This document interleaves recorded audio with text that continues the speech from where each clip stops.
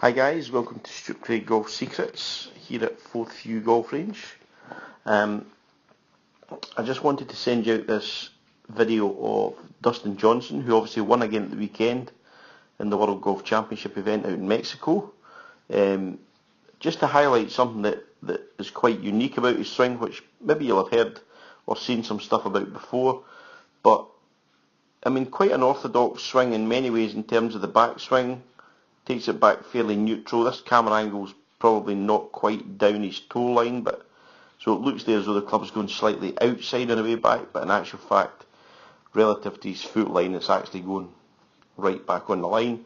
So he takes it back right on plane, his hands go right up the hand path line, and he's in a very good position at the top. But here's where you start to see the kind of uniqueness of what Dustin Johnson does, and it's really something that you'll see in a lot of the world's best players nowadays, and especially a lot of the longest hitters. You can see how much they bowl the back of that left wrist. So the left wrist is actually going right into, quite a bit of what we would call flexion at the top of the backswing. The left wrist is in flexion and the right wrist is in extension. So it creates this bowed look at the top. And then from there, as he brings that back down at the ball, it then gives an appearance of the shaft being quite laid off. But in actual fact, it's that bone at the wrist that actually makes the shaft look like it's laid off. But from here, the club's working right down the plane line. The hands are working right down the hand path line. And this is where the real benefit for Dustin Johnson of having that bowed left wrist really becomes, at its strongest, which is as he gets into this kind of final delivery position here, just before impact. The club face is already square to the plane line now, so from here he doesn't need any forearm rotation, he doesn't need any manipulation of the face. All he's got to do from here is really get this left knee, left hip, and left shoulder, and as a result the butt of the club all pulling up and round the corner.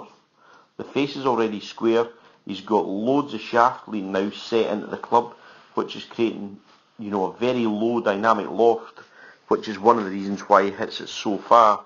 So from here, as long as he rotates his body and uses the body rotation to square the face,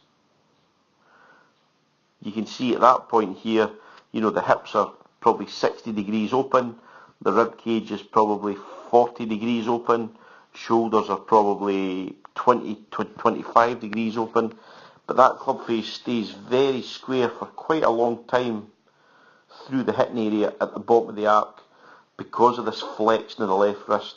And as I say, the other major advantage is it keeps a lot of loft off the club face and really helps produce a very powerful low spinning flight.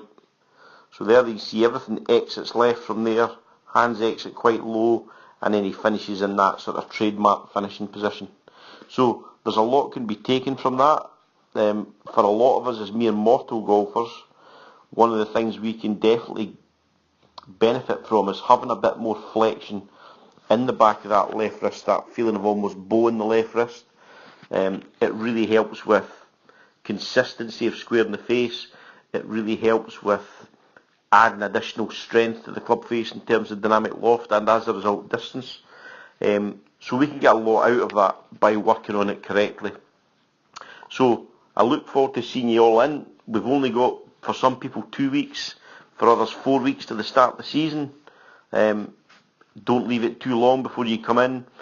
I have a few spaces available next week, but the following week I'm already full. So don't hang off too long and wait till it's almost the start of the season only to find you can't get in for 2 or 3 weeks. Please give me a call or call the range and get yourself booked in for that pre-season tune-up. And for those of you who've been working hard over the winter, let's make sure you get your last session in before that first medal comes around so that you've covered all your bases. Look forward to all seeing you. It's not long to go now.